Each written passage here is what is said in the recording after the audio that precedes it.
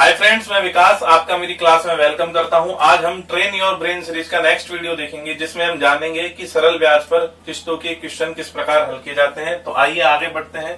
पहला क्वेश्चन आप देखिए कि कौन सी एक समान वार्षिक किस्त 4 वर्ष में दे 2360 रुपए की राशि को चुकता कर देगी यदि धन 12% वार्षिक सरल ब्याज पर दिया गया हो।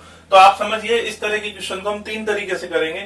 एक है हमारा फॉर्मूला मेथड। सबसे पहले उसी को देखते हैं कि वार्षिक किस्त यदि आपको ज्ञात करनी है तो वार्षिक किस्त इक्वल टू होती है आपकी 100 गुणा अमाउंट बटे 100 into T plus R T into T minus 1/2। आप समझिए, यहाँ पे अमाउंट वो है जो आपको देना है, दे राशि आपकी यहाँ पर ये अमाउंट है, टी आपका समय है तथा आर आपकी दर है। आप देखिए क्वेश्चन में आपको दे रखा है कि टी इक्वल टू 4 वर्ष, आर का मान आपको 12% वार्षिक दिया हुआ है तथा आपको अमाउंट ए आपको यहाँ पे 2360 रुपए दिया है। आपको किस्त ज्ञात करनी है कि प्रत्येक किस्त का मान कितना है। तो हम इसको कैलकुलेट करते हैं। 100 गुणा 2360 बटे 100 गुणा 4 प्लस आर का मान यहाँ 12 है इंटू 4 माइनस 1/2। इसे हम कैलकुलेट करेंगे तो आप देखिएगा क्या आएगा। जब आप 100 को 4 से गुणा करेंगे तो आपको 400 मिलेगा। नीचे हर में आपके पास 400 आ गया, प्लस ये 2 इस 4 को 2 बार काट देगा और ये इंटू में 3 आएगा तो 2 3 6 और 12 छिक्की 72 आपको यहाँ बटे में आएगा। गौर से देखिए, ऊपर आपके पास 100 गुणा 2360 है। मैंने इनको अभी गुणा नहीं किया है क्योंकि कैलकुलेशन के लिए हमको इनको अलग ही रखना बेटर होता है। आगे आप देखिए कि नीचे आपके पास ये 472 बन जाएगा।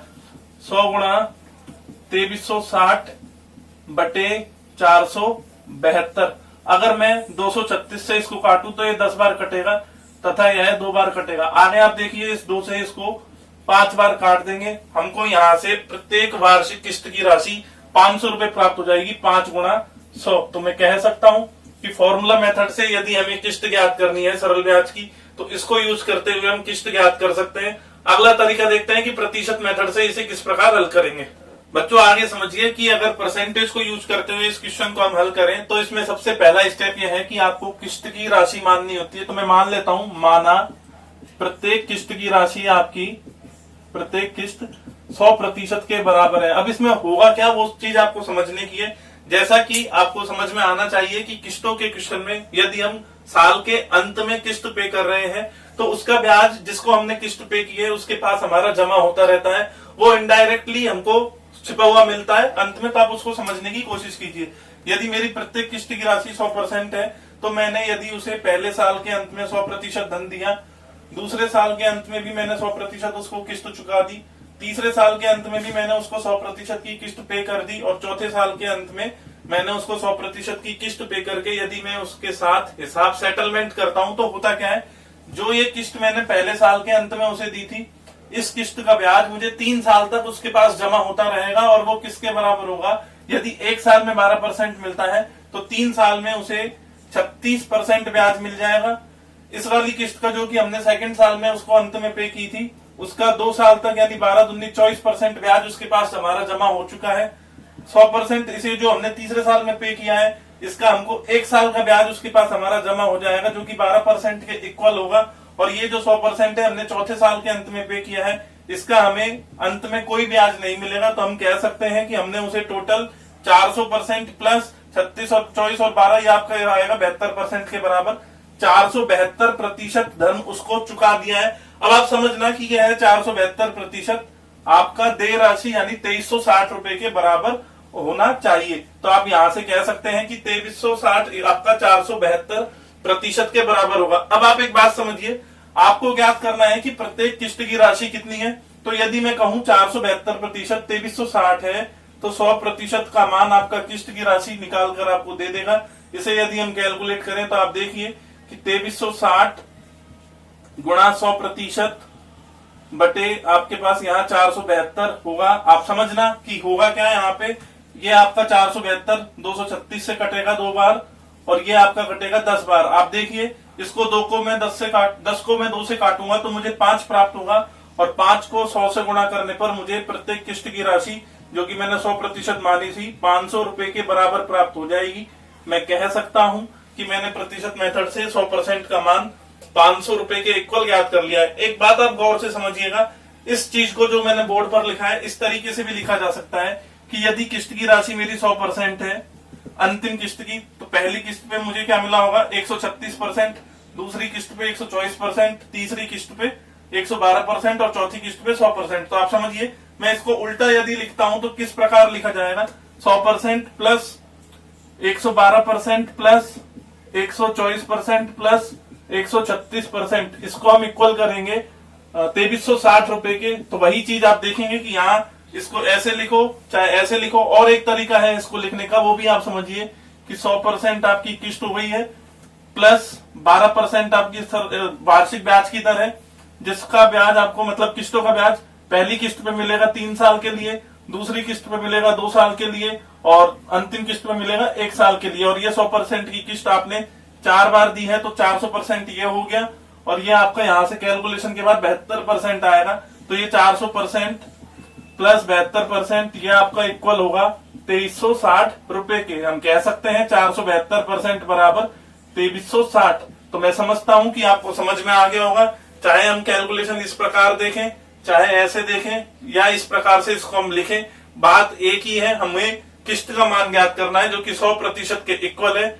इस मेथड से हम किस्त को ज्ञात कर सकते हैं। एक और चीज आप समझ लीजिए, यदि 100% ना मानकर अगर आप इसे 100 मानकर भी कैलकुलेट करेंगे तो सेम प्रोसेस होगा और आपको किस्त का अमाउंट वही प्राप्त होगा जो कि हमें यहाँ प्राप्त हुआ है 500 रुपए के बराबर। आइए देखते हैं कि बेसिक मेथड से इसे किस प्रकार किया जाएगा। आगे बढ़ते हैं बच्चों, तीसरा तरीका समझते हैं कि बेसिक मेथड से x मानकर इसको किस प्रकार हल किया जाएगा। तो मैं मान लेता हूं यदि प्रत्येक किस्त की राशि x रुपए है, तो आप देखिएगा कि इसमें होता क्या है, पहली किस्त जब आपने x रुपए चुकाई होगी तो इस x रुपए पे आपको 3 साल तक ब्याज प्राप्त होगा। उसको हम इस प्रकार से लिख सकते हैं x प्लस x का 3 साल तक का ब्याज, और दर आपकी 12% है, तो आप इसे इस प्रकार लिख सकते हैं। अगली किस्त जब आप x रुपए की पे करेंगे दूसरे साल के अंत में, तो उस पर आपको 2 साल तक का ब्याज प्राप्त होगा। उस ब्याज को मैं अगर इस प्रकार लिखूं, मूलधन इंटू समय, आपका 2 साल है, यहाँ दर आपकी 12% है, तो आप उसे इस प्रकार से कैलकुलेट करके लिख सकते हैं। जब आप तीसरे साल के अंत में x रुपए की किस्त उसे चुकाएंगे तो उस किस्त पर आपको 1 साल तक ब्याज प्राप्त होगा, तो x इंटू 1 इंटू 12/100। और जब आप चौथी किस्त पे करेंगे साल के अंत में तो आपको उस पर कुछ ब्याज प्राप्त नहीं होगा, वो आपको डायरेक्ट ही उस जिससे आपने उधार लिया है उसे पे कर देंगे। तो इन सब का टोटल जो है वो आपका 2360 रुपए के बराबर आएगा। तो अगर मैं इसे ऐसा लिख दूं तो यहां से अब आपको x का मान ज्ञात करना है। आप देखिए इसे किस प्रकार हल करेंगे, x x x और x, इन चारों को जोड़कर मैं 4x लिख सकता हूं। आगे आप समझिएगा कि कैलकुलेशन किस प्रकार हो रही है कि 12×3 36x/100 प्लस 36x/100 प्लस वहां से आप देखिए 12×2 24x/100 प्लस 12x/100, ये आपका इक्वल होगा 2360 रुपए के। आगे आप इन तीनों को एक साथ कैलकुलेट करके आप देखेंगे और पाएंगे कि ये आपका बराबर आएगा 4x प्लस 72x/100 के। आगे ये आपका इक्वल है 2360 रुपए के। यहां से यदि आप लघुत्तम लेके इसको हल करेंगे तो यह 472x/100 बन जाएगा, जिसका मान 2360 के बराबर है। आगे आप इसे 472 से 5 बार काट सकते हैं और x का मान यहां से आपको 100 गुणा 5 500 रुपए के इक्वल प्राप्त हो जाएगा। तो मैं उम्मीद करता हूं आपको तीनों तरीके समझ में आए होंगे कि परसेंटेज मेथड से, बेसिक मेथड से और फॉर्मूला से सरल ब्याज पर किस्त का क्वेश्चन किस प्रकार हल किया जाएगा। अगले क्वेश्चन की तरफ बढ़ते हैं बच्चों। इस क्वेश्चन को समझिए, इसमें आपको देय राशि पूछी गई है तथा आपको प्रत्येक किस्त की राशि दी हुई है 200 रुपए के बराबर। समय आपका 5 वर्ष है और आप ध्यान से देखें यहाँ पे सरल ब्याज की दर आपकी 5% है। तो देखते हैं इसे तीनों तरीके से किस प्रकार हल किया जाएगा। सबसे पहले यदि मैं इसे फॉर्मूला से करूं तो हमारा फॉर्मूला था किस्त इक्वल टू 100 गुणा अमाउंट जो कि देय राशि होती है, अमाउंट बटे आपका था यहाँ 100 गुणा T plus R T into T minus 1/2। यदि मैं इसमें वैल्यूज पुट करूं तो अमाउंट मुझे ज्ञात करना है, किस्त मुझे 200 रुपए के बराबर दे रखी है, बराबर 100 गुणा अमाउंट को मैं ए लिख देता हूं 100, टी का मान 5 है, प्लस आर आपको यहाँ 5% के बराबर दे रखी है, टी आपका 5 है और इसे आप लिखेंगे 5 - 1/2। 2। आप ध्यान से समझिएगा, इसे यदि हम हल करें तो 5 आम 25, ये आपका 5 माइनस 1 4 के बराबर आएगा। 25 इंटू 4 100 होगा, और 100 में जब 2 का आप भाग लगाएंगे तो आपको ये जो राशि है ये आपको 50 के बराबर प्राप्त होगी, जिसे आप यदि 100 पंजे 5 500 में जोड़ेंगे तो हर में आपको यहाँ 550 प्राप्त होगा। ध्यान से देखिए, मैं लिख रहा हूँ 200 बराबर 100 गुणा a बटे 550। यहाँ 2 जीरो से ये दोनों जीरो कट जाएगी, और आपको अमाउंट जो आपका दे राशि है वो आपकी यहाँ से आप कैलकुलेट करेंगे तो वो 550 गुणा 2 1100 रुपए के बराबर आ जाएगी। हमें पता लग चुका है कि हमारी देय राशि कितनी है। दूसरे तरीके से इसको यदि हम समझें कि अगर मैं आपसे बोलूं किस्त की राशि मेरी 100% है, परसेंटेज मेथड से देख रहे हैं, किस्त की राशि मेरी 100% है।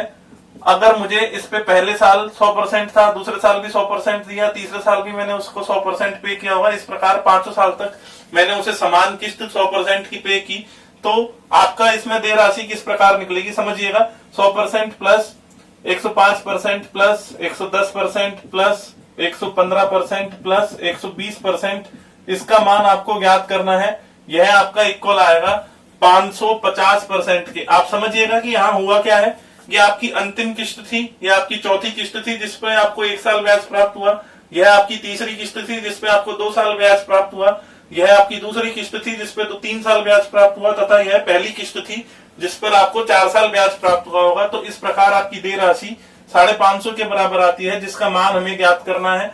आप समझिए कि आपको क्वेश्चन में 100% का मान दिया हुआ है प्रत्येक किस्त का, वो आपको 200 रुपए के बराबर दिया गया है। आपको कैलकुलेट करना है कि 550% का मान किसके बराबर होगा। तो आप यहां से इसे हल करेंगे तो पाएंगे 200 गुणा 550 बटे 100। आप हल करने पर देखेंगे कि ये आपका 1100 रुपए के बराबर आता है। तो इसको आपको समझ में आ गया होगा किस प्रकार हल किया गया है। तीसरा तरीका जो बेसिक मेथड था, जिसमें हम किस्त 200 रुपए जो दी हुई है उसी x माना था हमने, तो 200 रुपए यहाँ आपको x का मान दिया हुआ है, उससे हल कैसे करेंगे आप समझने की कोशिश कीजिए। यदि आपका 200 रुपए पहले साल की किस्त है तो इस पर आपको अगले 4 साल तक ब्याज जो प्राप्त होगा वो 200 गुणा 4 गुणा 5 बटे 100 के बराबर होगा। दूसरे साल में यदि आपने 200 रुपए की किस्त पे की है तो इस पर आपको अगले 3 साल तक ब्याज प्राप्त होगा, वो 200 गुणा 3 गुणा 5 बटे 100 के बराबर होगा। तीसरी किस्त भी आपकी 200 रुपए की है, जिस पर आपको 2 साल तक 200 गुणा 2 गुणा 5 बटे 100 इतना ब्याज प्राप्त होगा 2 साल में। चौथी किस्त भी आपकी 200 रुपए की है, 200 प्लस 200 गुणा 1 गुणा 5 बटे 100, इस पर आपको 1 साल तक ब्याज प्राप्त हुआ, तथा 5वीं किस्त पर आपको कोई ब्याज प्राप्त नहीं होगा। आप यदि इस सब का टोटल करेंगे तो आपको पता लग जाएगा कि टोटल दे अमाउंट कितना है। आप ध्यान से देखिए, 200 200 200 और ये 200 और इस 200 को यदि मैं जोड़ूं तो मुझे 1000 प्राप्त हो जाएगा। और यदि 200 को मैं इससे काट दूं तो ये 2 बार कट गया, 2 चौको 8 पंजे 40 प्लस 2 तिया 6 पंजे 30 प्लस वहां से हमें मिलेगा 2 दूनी 4 पंजे 20, वहां से मिलेगा 2 एकम 2 पंजे 10। तो ये हमारा टोटल दे अमाउंट आ जाएगा, इसका मान 1100 के बराबर आता है। हम कह सकते हैं दे राशि हमारी 1100 रुपए है, जब हमें किस्त 200 रुपए की दी गई थी तथा 5 बराबर किस्तों में हमने 1100 रुपए का धन पे किया है। तो आगे बढ़ते हैं। मैं उम्मीद करता हूं दोनों क्वेश्चन आपको समझ में आए होंगे। बच्चों, ये दोनों क्वेश्चन आपका असाइनमेंट है, आप इन्हें करके देखिएगा और इनका आंसर मुझे कमेंट में लिख के बताइएगा। अगर आपको कोई प्रॉब्लम आती है तो आप मुझे वहां बताइए, मैं आपको इसका सॉल्यूशन जरूर दूंगा। और एक बात मैं आपको बता दूं, 2 दिन बाद मैं इसका PDF भी अपलोड कर दूंगा, आप उसको देखकर इनका सॉल्यूशन देख सकते हैं। एक बात और, आप ट्रेन योर ब्रेन सीरीज के पिछले वीडियोस को देखने के लिए डिस्क्रिप्शन में जाकर उन सभी वीडियोस को देख सकते हैं। इस सीरीज में मैं आपको 2 क्वेश्चन क्लास में कराता हूं तथा 2 आपको मैं असाइनमेंट देता हूं, जिनका सॉल्यूशन मैं आपसे कमेंट में मांगता हूं। तो मुझे उम्मीद है कि आज आपको ये वीडियो पसंद आई होगी, जिसमें हमने सीखा कि सरल ब्याज पर किस्तों के क्वेश्चन किस प्रकार किए जाते हैं। तो प्लीज आप वीडियो को लाइक कीजिए, अपने दोस्तों में शेयर कीजिए, और आपने अभी तक मेरे चैनल को सब्सक्राइब नहीं किया है तो प्लीज जरूर सब्सक्राइब करिए। मिलते हैं अगली वीडियो में, खुश रहिए।